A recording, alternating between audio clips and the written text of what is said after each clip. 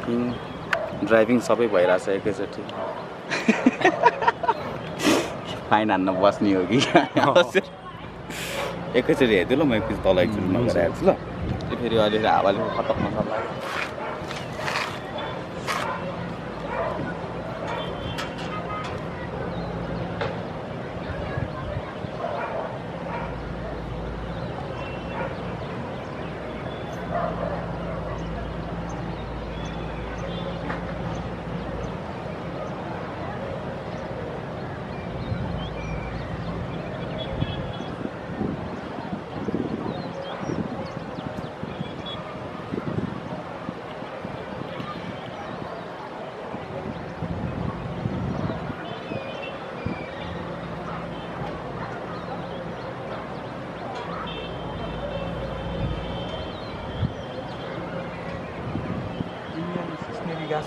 म छैन नि त सुनेछौ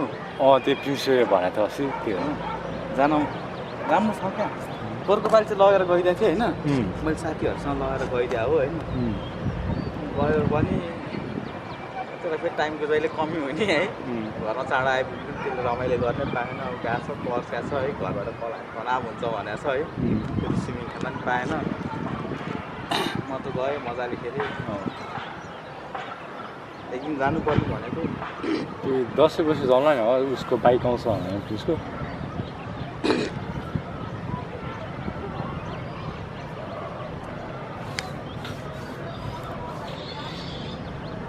अलिक नेचुरल स्विमिङ खेल्न मजा छुट्टै हुन्छ तिमी पोखरा गयो अस्ति नि रहेछ गएन नि त एक्जाम थियो हो जहिले छुट्टी रह किन दुईचोटि गएर पोखरा होइन योभन्दा पहिला पनि कोसँग गएको त्यो त्यति बेला चाहिँ गयो हामीसँग है 1200 फेर त्यसलाई तिमी पनि त्यसलाई पौड्यौ त हजुर पौड्यौ त्यहाँ त्यो फेवा ताल्नु म त भयो पौड्याहरू फेवामा चाहिँ होइन बेगनास्तालमा चाहिँ होइन 6 महिना बसेको थिएँ नि त सबै चिन्ने है केटाहरू कामै अब आमा बाउ कामै के भन्दाखेरि बोटहरू रेन्टमा दिने त्यो काठको बोटहरू छ नि तन्नै दिने रेन्टमा दिने होइन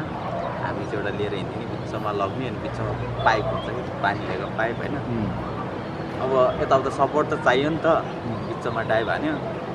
डुब्न जस्तो लाग्यो थाक्यो भने फेरि आयो पाइपमा यसो झुन्क्यो है रहिलो गरिदिएको 6 महिना त अब दिनरात क्या अब गर्मी हुन्छ गयो चुर्सु तान्यो है हालतिरै बस्यो माछा साछा हान्यो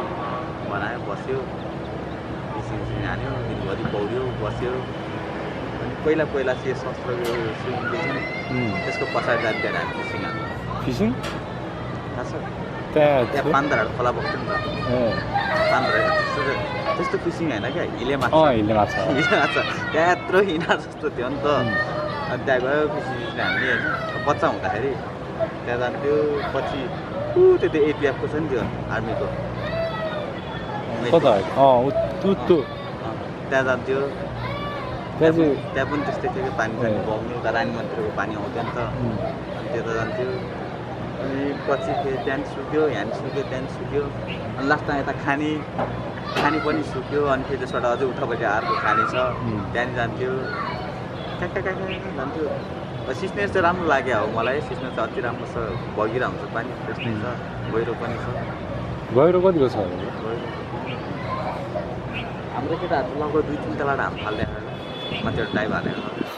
तर्सिरहेको थियो त्यहाँनिर केटाहरू 2-3 तलाबाट हाम फाल्दैछ होइन गहिरो कति थाहा नै छैन कसैलाई होइन केटाहरू हच्चामा हाम फाल्दै क्या माथि गएको छ हाम फाल्दै म खसेको मात्र ढुङ्गाबाट खसेको एक तलाको ढुङ्गाबाट खसेको होइन कस्तो भएन केटाहरू जोस आयो र डाइभ हान भने है केटाहरू जोस आहा म पनि जोसिएँ है यहाँ त बल्ल चढेँ तल हेर्छु पानी बगिरहेको छ है निलो देखिरहेको छ अब जाऊँ भनेको ब्रेक लगाऊँ भनेको खुट्टामा है गर्दै यसो भएर डम पानीमा पुरा छाती मुख सबै झोकिरह अब एकदिन हग्लो पौडिन त आउँछ नि त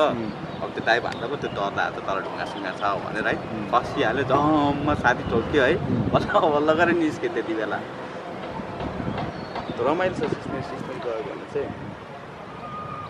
राइट चाहिँ अलिक चाहिन्छ तर अहिले त राम्रै छ ए दसैँतिर जानुपर्छ दसैँमा पनि तिहारमा दिन्छ तिहारमा आउँछ भनौँ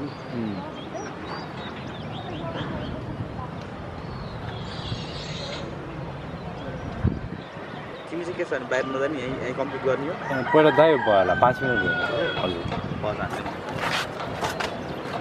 म त बाहिर